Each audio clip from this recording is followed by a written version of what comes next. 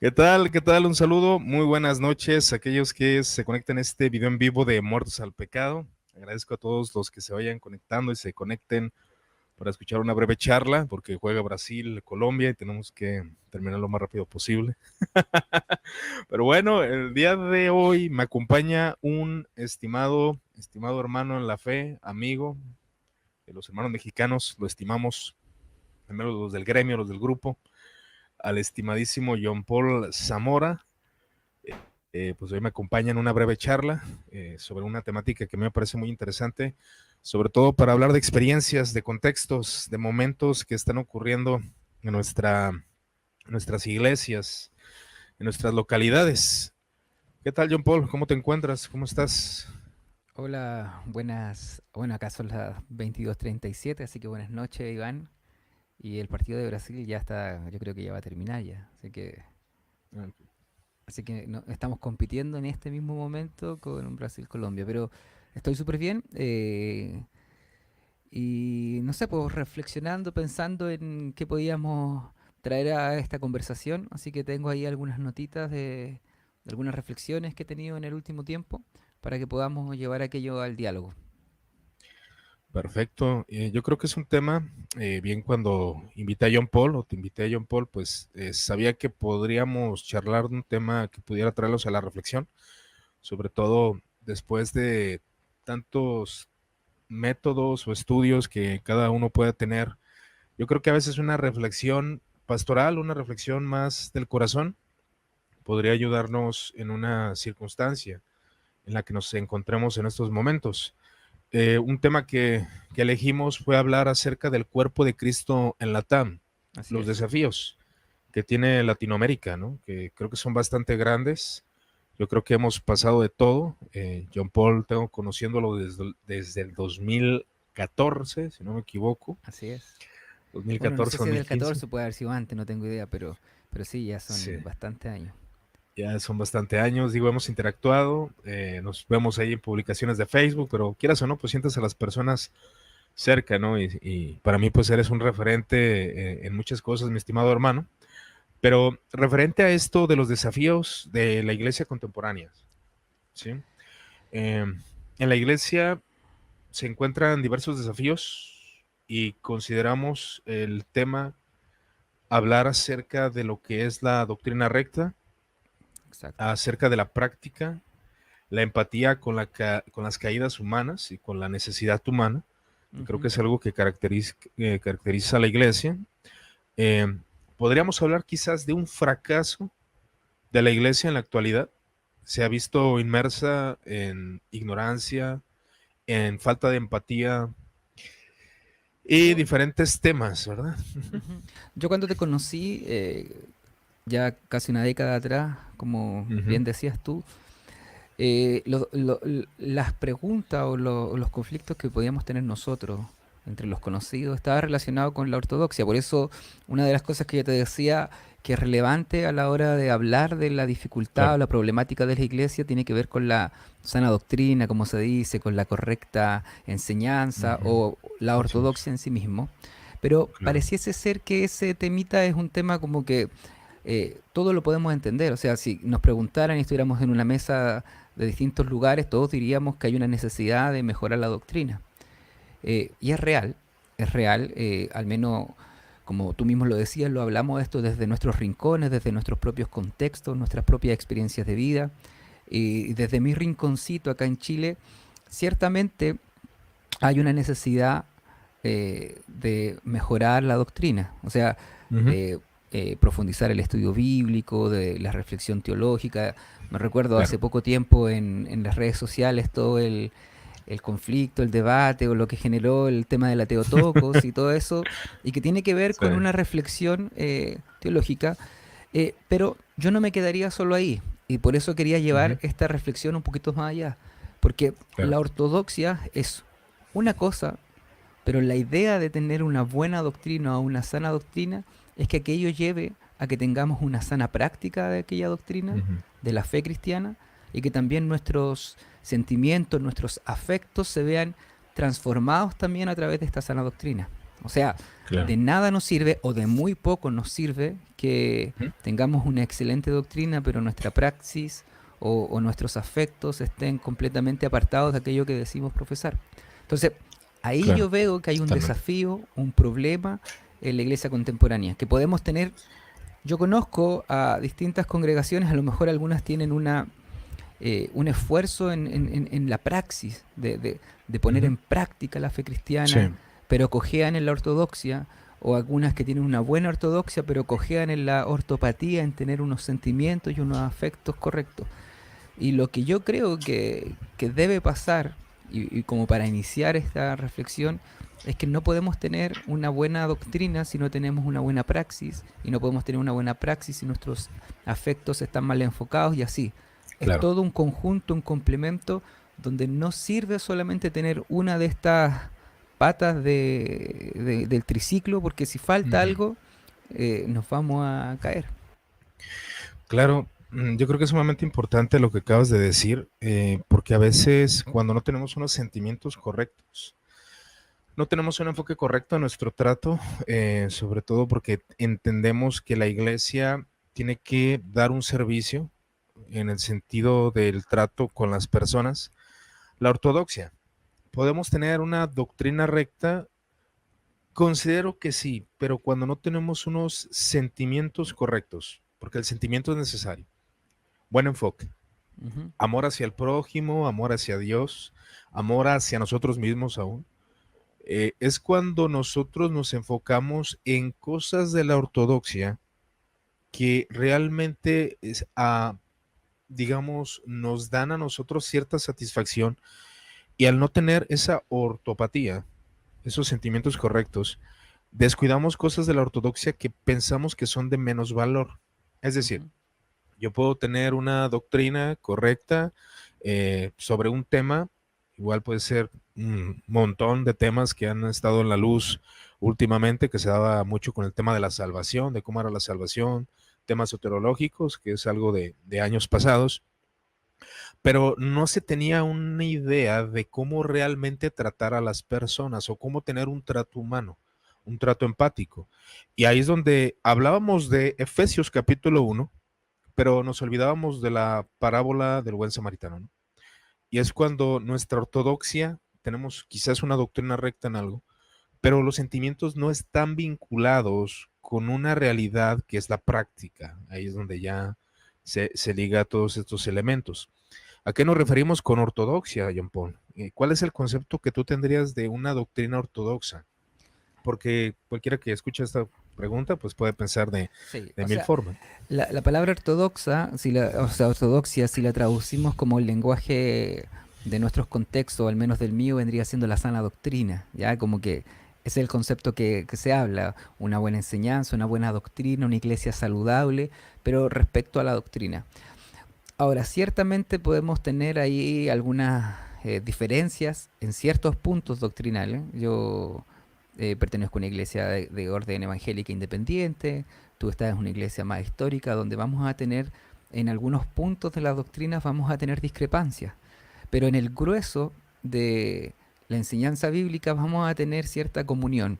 Y podríamos hablar ahí, no sé, del tema de la cristología, el tema de la Trinidad, o como protestantes evangélicos, el tema de la autoridad de la Escritura. Eh, Tiene que ver con eso. Ahora, yo entiendo, eh, porque además eso es una de las cosas que acontece mucho, que la gente se acusa de hereje unos a otros. Yo entiendo que hay diferencias eh, Claro. doctrinales. No sé, gente que bautiza a bebés, gente que no lo hace, gente que cree que ciertos dones del espíritu considerados espectaculares siguen vigentes y otros que consideran que aquellos ya cesaron. Y podemos tener una diferencia en aquellas cosas y podemos tener una conversación respecto a esto y ciertamente ninguno de los dos va a ser el que... o sea, uno de los dos tiene que tener la razón y uno de los dos está en lo correcto. O cesaron o no cesaron, o se bautizan infantes o no se bautizan. Sin embargo, eh, eh, cuando podemos pasar a lo que tú decías, a tener una buena praxis con el otro, a tener unos sentimientos correctos, esa discusión no tiene por qué ser llevada a un enfrentamiento bélico, una especie de guerra entre, Ujú. entre grupitos, sobre todo. las redes sociales en estos últimos 10 años han tenido cosas que son hermosas, que son de bendición, el poder conocerte a ti, Claro, el poder conversar con alguien que está, no sé cuántos kilómetros nos separarán a nosotros. Probablemente que aquello hace 50, 60 años era imposible hacer, imposible. que hoy se puede hacer es algo de bendición, poder estar aquí conectado y conversar y reflexionar en esto, en un video en vivo es algo hermoso, pero también ha generado que el corazón del ser humano se desata de cierta manera que no tiene respeto con el otro, porque lo deshumanizamos, porque caemos en este conflicto de no ver al otro como un ser humano real, sino como ver una especie de avatar de alguien, por lo cual se nos hace mucho más fácil tratarlo mal. Inclusive, Sí, y esto es parte de aquellos desafíos, de estos que te voy a nombrar ahora, inclusive esa deshumanización hacia el otro ha exacto. permeado en nuestras iglesias, porque uno lo podría entender en aquellos que son incrédulos y que uno Ujú. entre ahí a Twitter o ahora que se llama X o a cualquier red social y ver cómo se tratan mal y cómo se insultan, y uno podría, entre comillas, entenderlo en aquellos que no son creyentes. Sin embargo, verlo en aquellos que son cristianos es sumamente triste. Claro. Pablo en su epístola a los romanos tiene toda una exposición teológica que podríamos hablar de ortodoxia, una exposición de la cual se ha comentado y hay ríos y ríos de tintas de libros detallando qué es lo que quería decir, explicando, haciendo texto y texto, pero finalmente Pablo termina con un llamado a la práctica, a la praxis, a la ortopraxis, a una correcta práctica de esto. Y ahí es que comienza a hablar de que no nos conformemos a este siglo, sino que seamos transformados, y comienza a hablar de cómo debemos tratar al otro, de no vencer al mal con el mal, sino vencerlo con el bien. Y a veces en aquellas cosas fallamos. En aquellas cosas Claro. estamos fallando. ¿Por qué? Porque yo en iglesia llevo desde los 9 años. Desde los 9 años yo estoy Toda una vida. participando en iglesias. Yo tengo 37 años ahora, mis matemáticas nunca Ya son muy casi buenas, 40. así que no voy a calcular. Estoy con casi 40. Eh, y yo recuerdo que cuando yo era niño, adolescente, y se hablaba de que había que cuidarse de que el mundo entrara a las iglesias, de por sí esa discusión estaba ligada a si las canciones se tenían que tocar con guitarra eléctrica, con batería, eso era. En ese Así tiempo, es. ese contexto era como el mundo entrando a la iglesia porque ahora esa iglesia tiene una batería. Sin El embargo, lo tema que de yo creo que Marcos Witt y todo eso, ¿no? exacto, ese era el mundo entrando a la iglesia. Esa era la batalla. Sin embargo, el gran problema que veo el día de hoy, que yo creo que es mucho más invisible, es que el mundo entra a la iglesia a través de cosas que no son tan visibles a nuestros ojos. Tienen que ver, por Ujú. ejemplo, con esa manera de comportarnos y tratar en redes sociales al otro, donde nos parecemos más a cómo el mundo Claro. actuaría que a cómo Cristo actuaría. Entonces, esos conflictos que están ahí, que yo los relacionaba entre ortodoxia, ortopraxia, ortopatía, y que cuando te comenté a ti te decía que tiene que ver con la nueva humanidad, porque si hay algo de lo que el Señor está haciendo a través de la iglesia desde el inicio de esta, es que está conformando una nueva humanidad. O sea, Claro. cuando el Padre Nuestro dice, hágase tu voluntad en la tierra como en el cielo, lo que estamos diciendo ahí es que nosotros somos habitantes no de este mundo, sino que somos habitantes de aquel nuevo cielo y nueva tierra donde estaremos con el Señor. Entonces nuestra manera de enfrentar al mundo hoy, Sí. contemporáneamente, tendría que ser de esa manera como en el cielo lo haríamos. Por Ujú. eso, este es un desafío. Todos nosotros Exacto. somos personas débiles, personas que caen y nos va a costar. Pero ese es el desafío, desde algo tan simple como no caer en la tentación de tratar mal a tu prójimo por tener una visión distinta respecto del bautismo, aunque sea eh, la peor ficción de toda o esté en ignorancia o inclusive, no sé, pero la manera de tratarlo también es una manera que va a reflejar a Cristo en eso. Pablo cuando hablaba de cómo restaurar a los pecadores, hablaba acerca de restaurarlos como espirituales, cómo te gustaría que a ti te lo hicieran, o sea, todas esas cosas. Cuando Jesús habla de las varas, el Nuevo Testamento dice, con la vara que mides serás medido. O sea, todo eso refleja una actitud cristiana distinta a la que este mundo debiese tener. Claro. Creo que tocaste puntos muy, muy importantes, Jean Paul. Precisamente estaba leyendo el tema de los medios de comunicación y el libro que estaba leyendo fue escrito en 1960 60 y algo. O sea, cuando estamos hablando de medios de comunicación que la iglesia tiene que utilizar. Estamos hablando de la radio y la televisión, Ujú, que habla de una responsabilidad de usar los medios sociales. Y este escrito ponía en primera pauta que el hombre que es comunicador, que un laico puede serlo. ujú, Te estoy hablando de la Iglesia Católica, del Concilio Vaticano II. Me llamó mucho la atención estos ideales que colocan, que el comunicador laico puede dialogar, puede enviar mensajes, puede utilizar estas redes sociales, que como tú lo dijiste, nos abre posibilidades. Yo conozco mucha gente que demerita lo que se puede hacer por los medios sociales. El conocer gente por redes sociales, es que esas no son relaciones reales.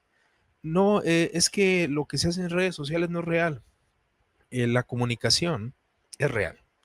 El contacto con otras personas, el conocer de Chile, yo conozco palabras de Chile por John Paul. O sea, entonces, realmente el contacto que nos ha abierto las redes sociales, que no es el mundo, claro está, es un medio de comunicación, solo un medio, pero nos abre las posibilidades de comunicarnos, de aprender, de conocer diversas cosas y aún ver lo malo que hay en redes sociales, ¿no?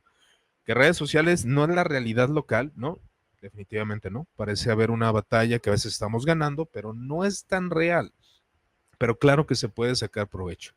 Y dentro de esto, la exhortación que hace el Concilio Vaticano II, que me parece muy interesante, es que el hombre debe de tener esa ortopraxis a la hora de comunicar las buenas intenciones, a la hora de transmitir un mensaje. Y sobre todo que lo haga con lo que se conoce como un estado de honestidad, ¿no? De honestidad y de justicia. El mismo corazón, que tiene que estar guiado como para comunicar algo, porque sabemos que hay personas que se ve su mala intención, ¿no? En redes sociales. Se ve que lo único que pretenden es ganar seguidores, ganar dinero, que no está mal ganar dinero por medio de redes sociales, pero lo hacen de una forma ilegítima, de una forma de crecer rápido, de una forma de calumniar, y ahí estamos transgrediendo lo que el mismo San Pablo dice, ¿no? Acerca de la honestidad, acerca de la virtud, pensar en todo lo que es bueno, todo lo que es honesto, todo lo que es justo. Entonces, si transgredimos eso, ya es cuando las redes sociales se vuelven un mundo totalmente oscuro.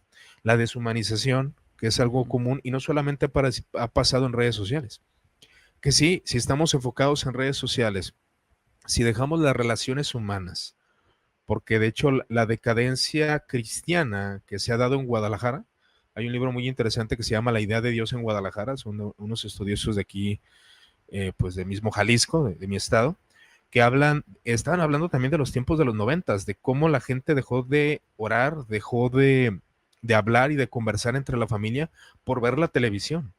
Una forma de convivencia y diversión más individualista.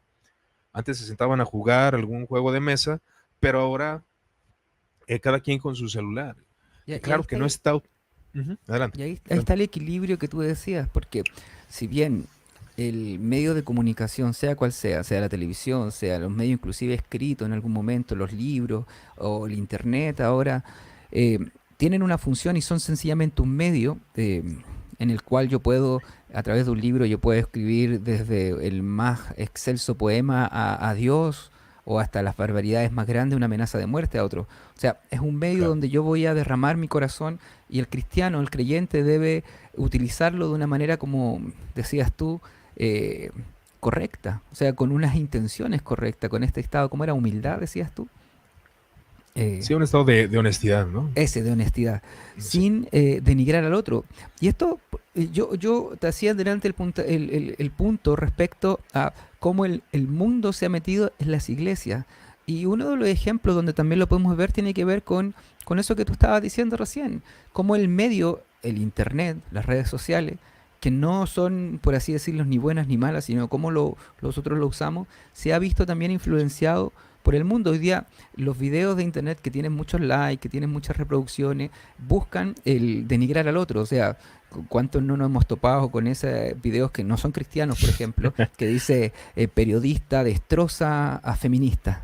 Ah, o sea, lo que busca es generar Y esa pasa quita. lógica, esa lógica de batalla, de confrontación, de denigrar al otro y con uno, no sé, con unos con unas miniaturas donde se toman la cabeza, donde están con Photoshop rojo, y solo lo pongo a modo de ejemplo, y de esa misma manera mucha gente en internet ha visto que aquello le resulta a la gente de afuera, entonces traigámoslo a la gente de adentro, y nuestra manera de comunicar en redes sociales es encontrar un enemigo, ya sea que este Ujú, enemigo sea sí, el arminiano, sea el fundamentalista, sea el calvinista, sea la feminista, sea el ateo, y buscar destrozarlo y convertir aquello en casi una cruzada evangelística donde yo ahora estoy defendiendo la fe al atacar a la feminista, al luchar porque con un lenguaje completamente ajeno a toda piedad y a toda humildad cristiana contra,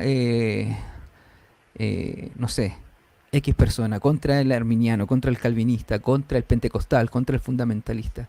Y la verdad es claro. que aquello más... eh, no, no hay que engañarse, aquello no es el Evangelio.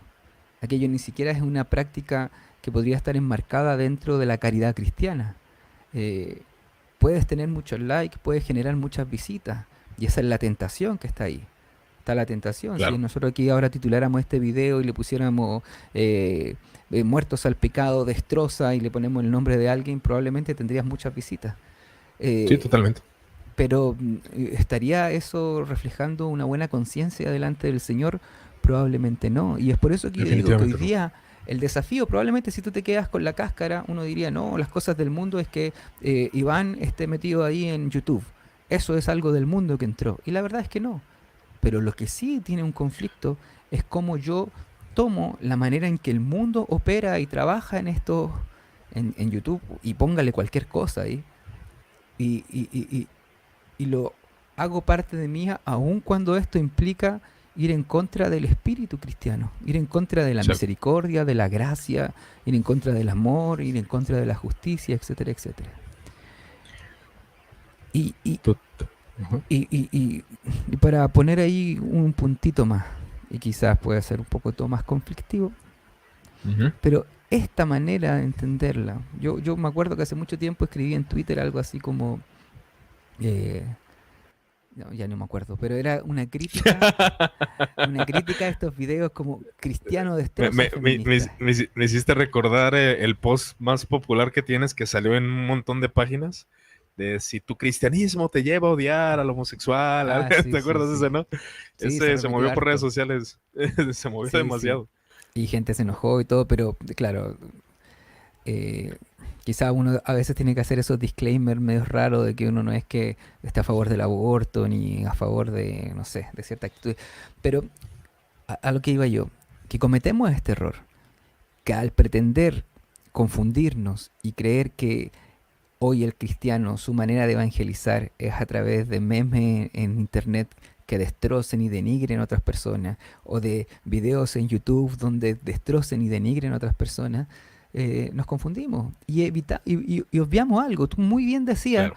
que el día de hoy la sociedad está atomizada. ¿Qué significa esto? Que cada uno está velando por sí mismo. Uno mira a cualquier persona en su propio contexto y ellos están bajo este, casi este lema de sálvese quien pueda. O sea, si para que mi familia esté bien o para que yo esté bien, tengo que pisotear al otro, eso ocurre, entre comillas, en el mundo, tengo que pisotear al otro, tengo que engañar al otro, tengo que mentir del otro. Entonces, eso, en su mente, eso está bien porque de esa manera me beneficio a mí mismo. Y estamos tan Claro. atomizados que no nos importa lo que pase con nuestro vecino, lo que pase con mi compañero de trabajo.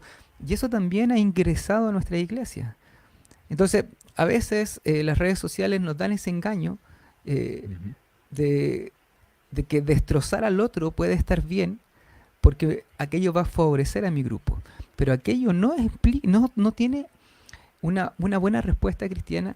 Y ahora sí voy al ejemplo. Y eso inclusive nos impide poder eh, afectar a la sociedad desde una cosmovisión cristiana. ¿Y por qué voy al ejemplo? Cuando mi mirada como una persona en internet, como lo que te estoy hablando, o como cristiano, es sencillamente que frente al feminismo, o los feminismos que en realidad son, yo lo único que tengo es una respuesta agresiva, es decir, como estamos en Sí. una especie de batalla contra ella, y yo tengo que denigrarla, entonces yo denigro al feminismo, denigro a la feminista, odio a las feministas para después generar un video que ponga abajo Jean Paul, creyente cristiano, destroza a las feministas, buscando aquello, no, Sí, no somos capaces de mirar problemáticas que hay que son reales. Las feministas o los feminismos eh, identifican ciertos problemas que muchas veces son reales. Podemos tener nosotros una distinta manera de entender cuál puede ser la solución a esos conflictos, pero son conflictos reales. claro, Y aquella batalla donde yo denigro y caricaturizo al otro me impide poder generar una conversación con esas ujú, personas que tienen problemas reales y poder dar desde la fe cristiana una respuesta desde mi propia cosmovisión a aquellos conflictos. Por ejemplo, nosotros como cristianos creemos que el hombre y la mujer son ontológicamente iguales, que dentro del hombre y de la mujer ambos han sido creados a imagen de Dios, son iguales, sí, que no tiene que haber una denigración a un hombre por ser hombre o a una mujer por ser mujer, que la violencia frente a la mujer no debiese ser algo avalado por la sociedad. O sea, hay respuestas ahí. Sin embargo, en nuestra eh, pequeña mirada y donde nosotros nos encanta consumir a esta gente que toma la bandera de cristianos para atacar a otro, nos impide generar eh, respuesta a esos conflictos claro, contemporáneos. Puede pasar con el tema del aborto, donde el problema es el aborto. Y entonces tenemos que atacar al aborto. Pero si yo hablo con un cristiano y yo le pregunto, bueno, ¿por qué tú estás en contra del aborto? Probablemente no sepa desarrollar una idea o argumentar una idea de por qué está en contra del aborto desde una cosmovisión cristiana. Y entonces aquello ha impedido, esta batalla, esta guerra, ha impedido poder profundizar, reflexionar y dar respuesta desde la fe a preguntas que realmente existen. Y que a veces lo único que hacemos con estas caricaturas, con esto denigrar, con esta lucha contra aquellos grupos, con estos memes, sobre todo ahora que fue junio y que en las redes sociales está el tema del mes del orgullo ahí, y se generaron memes en contra de esto, y no voy a especificar ninguno porque probablemente más de alguno de los que está viendo aquí los vio, los compartió, no tengo idea, pero impide una conversación correcta. Y entonces luego cuando vamos claro, a la vida real, y llega una mujer ujú, totalmente. violentada, ¿qué respuesta tenemos? O cuando estamos en la vida real y llega a nuestra congregación una persona que siente, que percibe subjetivamente que está en el cuerpo del sexo equivocado. ¿Cuáles son nuestras respuestas? No No, hemos tenido una reflexión a eso. no estamos preparados para eso. Es un gran punto los que argumentas porque precisamente mientras decías eso, me estaba acordando de un diálogo que tuve con una mujer que pues practica, pues digamos, el lesbianismo, ¿no? Ante todo esto, tuve un diálogo con ella, o sea, pude tener un diálogo donde los dos estábamos interactuando y donde ella no se sintió juzgada, no se sintió, no porque no era mi intención primaria, sino llevarla a una comunicación del Evangelio de la forma más correcta posible.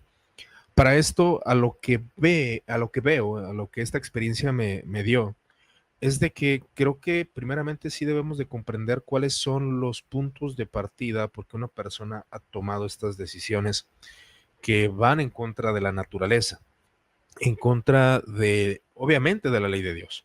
Pero tú cuando vas a una conversación puedes encontrar cuáles fueron ciertas causas o motivos por que una persona llegó a cierta desviación o a cierto punto.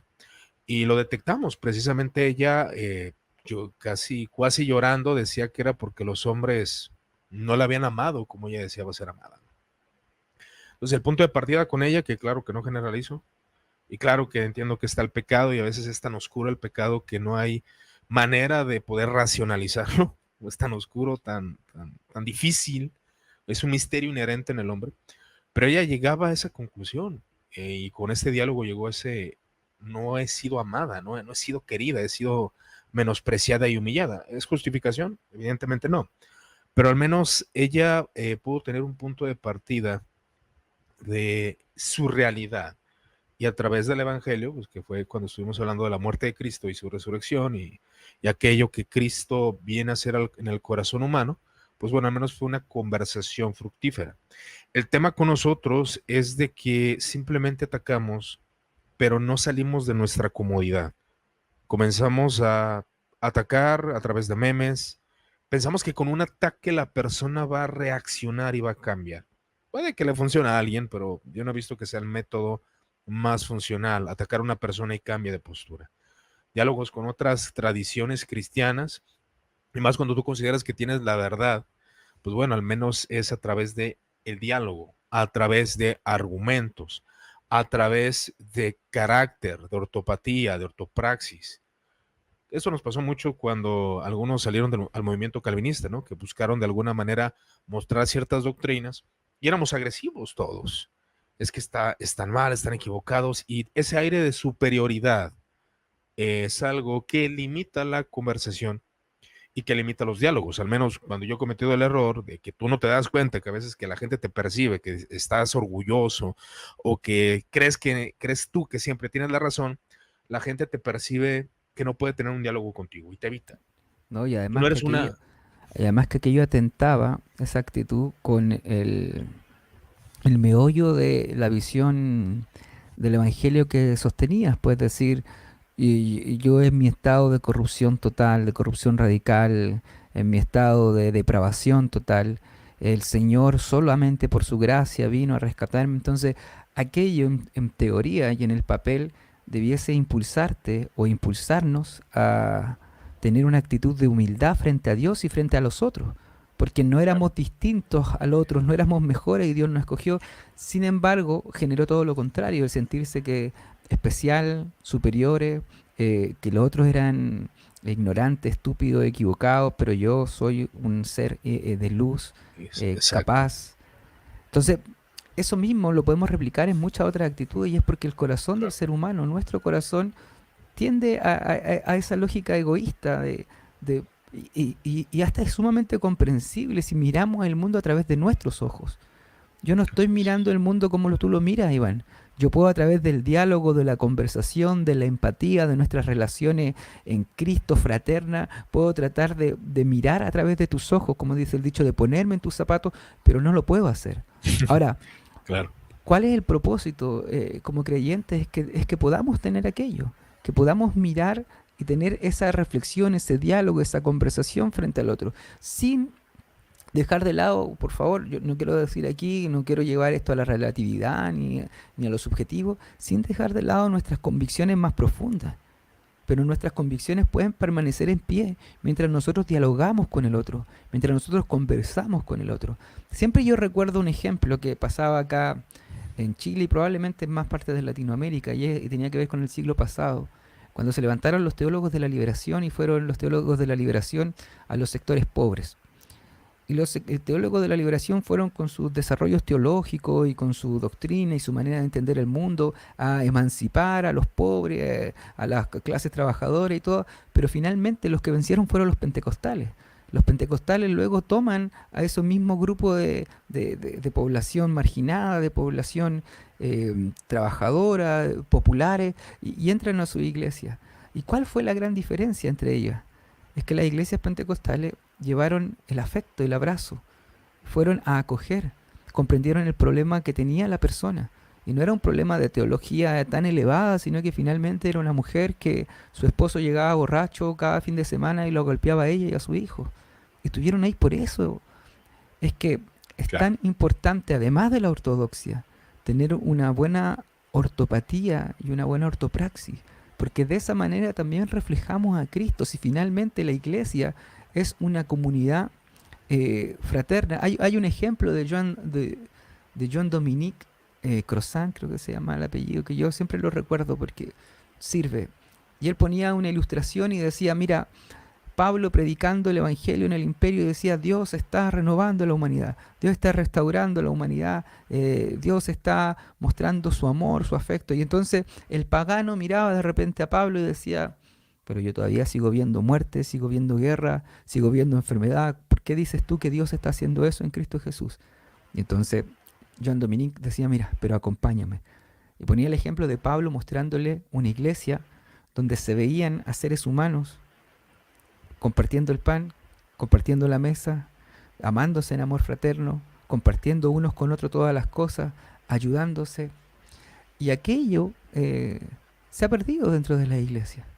No quiero decir de todas, porque y hay Totalmente. momentos también en las iglesias donde también se percibe aquello, pero nuestra Así es. sociedad, como les decía hace rato, te decía, está tan atomizada, vive una vida tan cerrada. Lo mismo que decías tú el ejemplo de que vamos bueno, acá se llama el micro, no sé cómo se llama ya, el bus, transporte El público, camión, acá le dicen el camión. ya, en el camión y todos Y, y, inmersos en sus y eso celulares. es un exacto, es un punto, o sea, ya la gente no voltea a ver a la otra persona, o sea, ya ni siquiera sabes cómo era el físico de la persona que estaba a tu lado, por Exacto. estar inmerso en ti.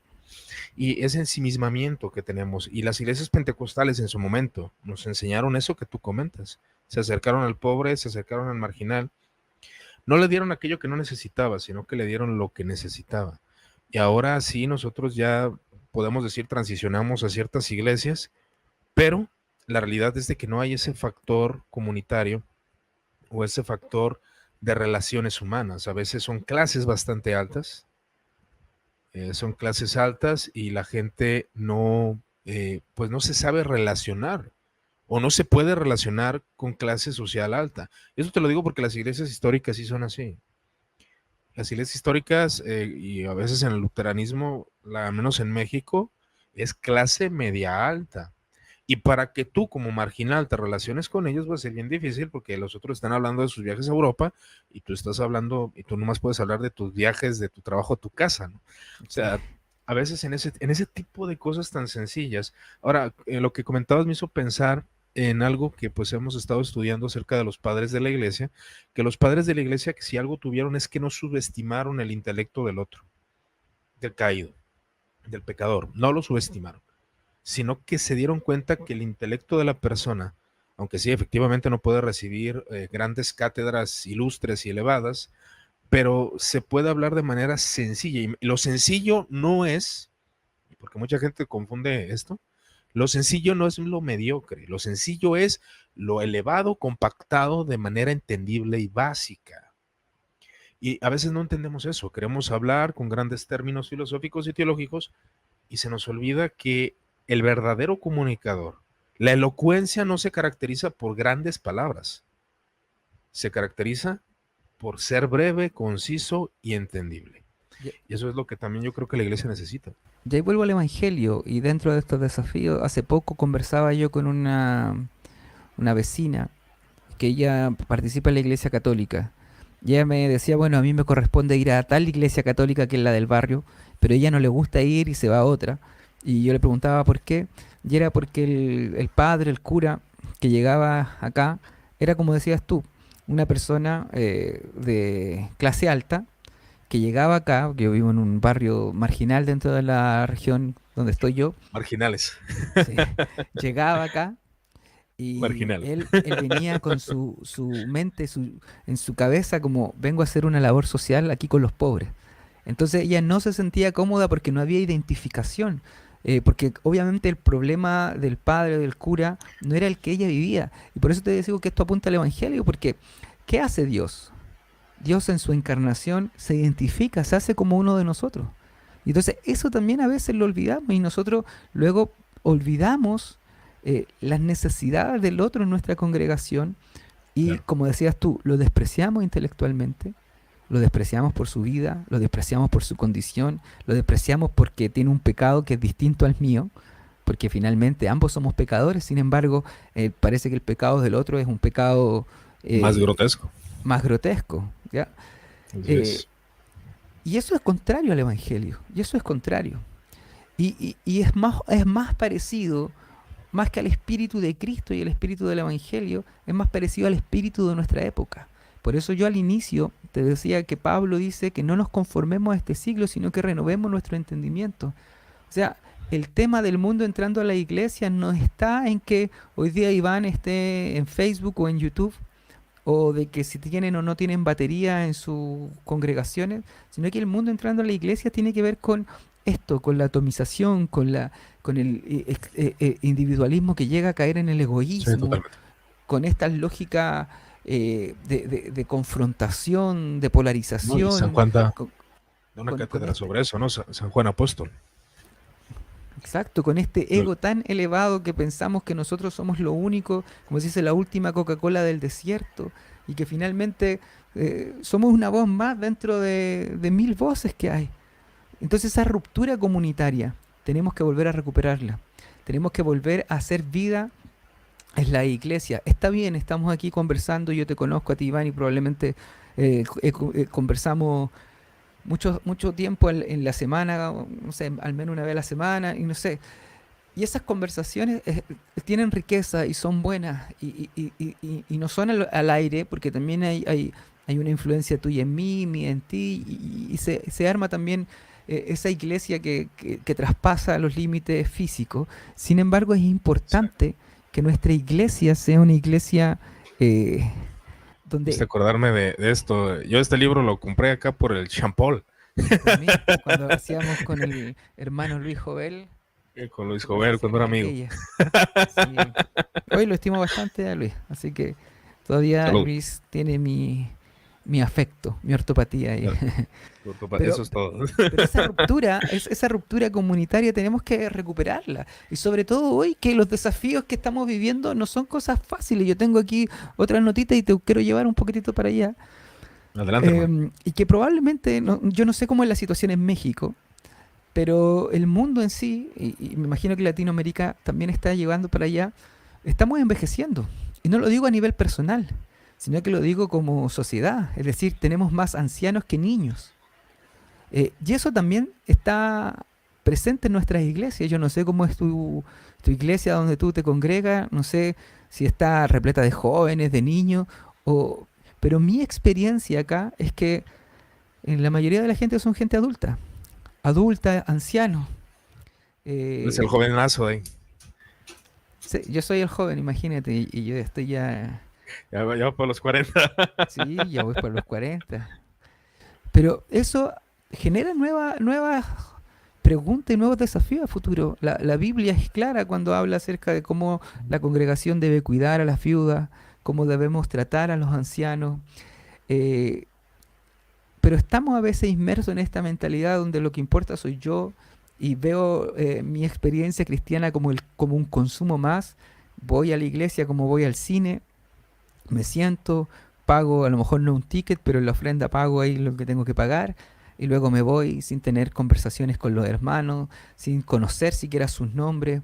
Algunas iglesias pueden quizá tienen el dilema de que son muy grandes y al ser muy grandes no está no es posible tener esas relaciones humanas tan uno a uno, pero se ha perdido aquello.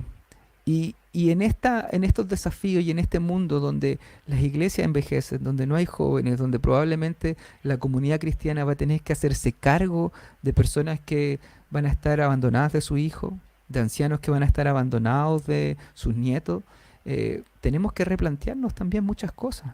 ¿Qué Claro. hacer con los pastores Creo cuando que sean viejitos, etcétera? ha estado bien complicado ese tema acerca de la procreación, porque muchos jóvenes, y yo me agrego, no hemos tenido hijos todavía. Bueno, ya casi cuarentones, ¿no? Pues hasta 35.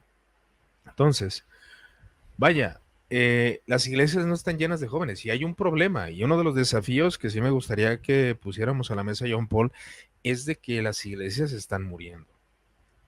Las iglesias históricas, si de una característica se conocen, y esto es una verdad, las iglesias históricas están sumamente ensimismadas, solamente las familias que tienen, muchas veces son ancianos, no hay jóvenes y no hay una evangelización. Entonces, desde ahí podemos observar que la decadencia de la iglesia ha sido prácticamente también porque no hemos tenido la facultad de contraer matrimonio. La modernidad nos ha golpeado tanto que las mujeres buscan al hombre millonario, guapo y de gran estatus. Los hombres buscamos a una modelo, ¿no? Entonces es